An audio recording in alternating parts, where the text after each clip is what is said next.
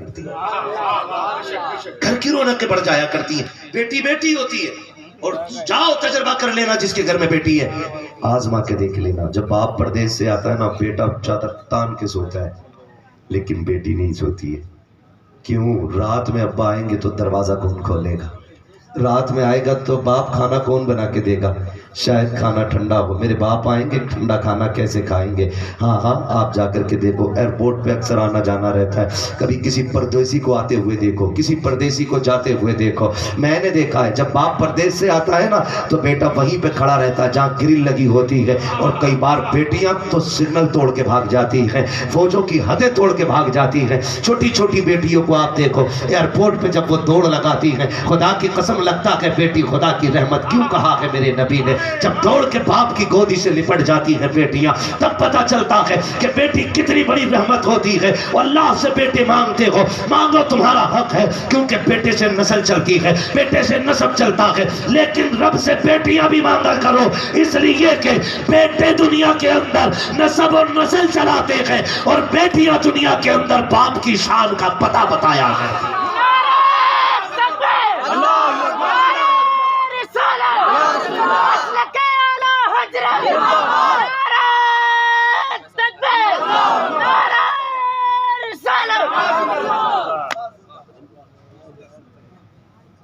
بولیے حضرات، بولیے.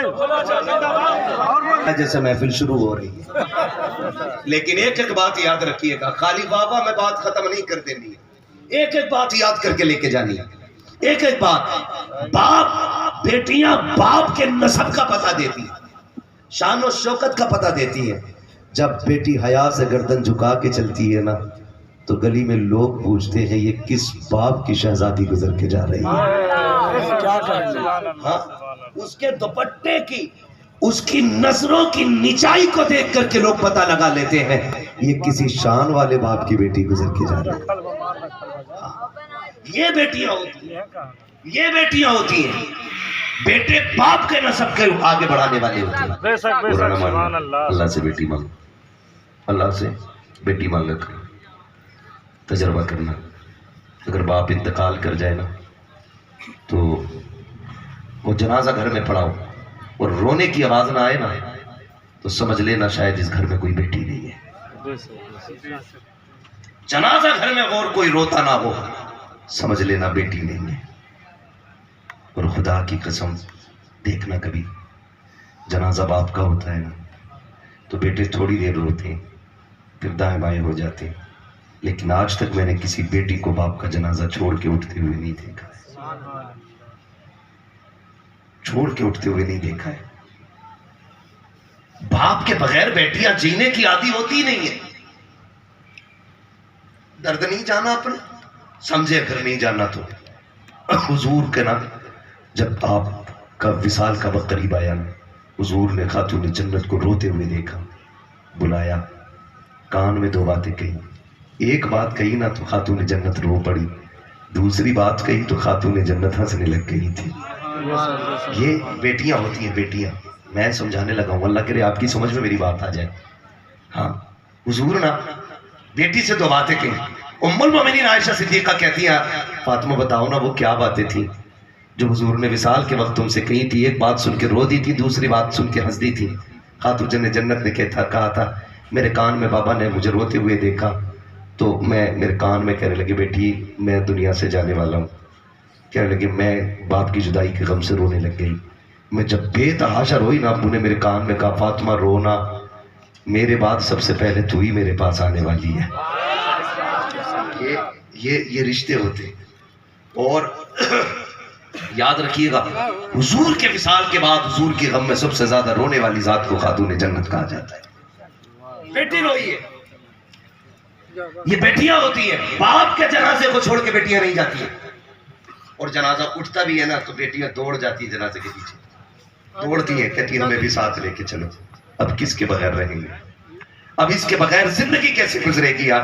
اب سوچ تو صحیح نا، یہ کتنا پیار بیٹیاں کیا کرتی ہیں. ہم نے تو صرف کہا اللہ 4 بیٹے دے دے، 5 بیٹے دے دے. جس کے پاس 5 بیٹے اس کا لٹ کا کوئی سامنا نہیں کر سکتا ہے، جھگڑے میں کوئی اس کا مقابلہ نہیں کر سکتا. مگر تجھے پتا ہے بیٹیاں کیا ہوتی ہیں؟ خدا کی قسم بیٹیاں کبھی کبھی وہ کر جاتی ہیں جو بڑے بڑے بیٹے نہیں کر پایا کرتے ہیں. بیٹیوں کا تعلق باپ سے بڑا گہرا ہوتا ہے، بڑا خاص تعلق ہوتا ہے. باپ بیٹی کا رشتہ بڑا گہرا ہوتا ہے.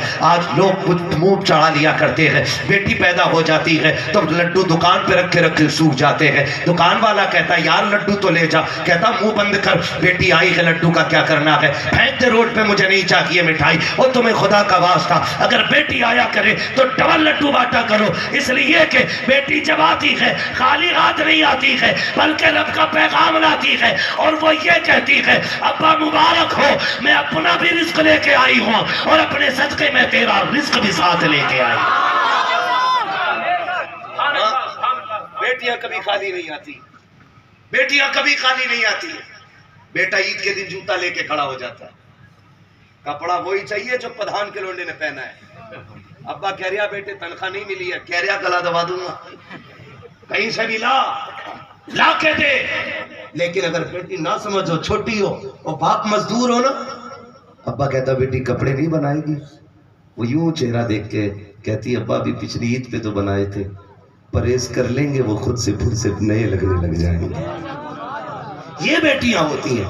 اور بیٹی کا رشتہ تجھے بتاؤں خدا کی قسم، باپ بیٹی کے درمیان، اب اس کے بعد ضد نہ کیجئے گا، میں بس آپ کے اصرار پہ میں نے 10 منٹ آگے بڑھایا ہے، میں یہ بات پوری کرنے لگا ہوں. باپ بیٹی کا رشتہ دیکھیں کتنا اہم رشتہ ہوتا ہے، کتنا اہم رشتہ ہوتا ہے. آپ ذرا غور کیجئے گا میرے حضور، کس چھوٹی صاحبزادی حضرت سیدہ طیبہ طاہرہ عابدہ زاہدہ نقیہ تقیہ زکیہ حضرت سیدہ فاطمہ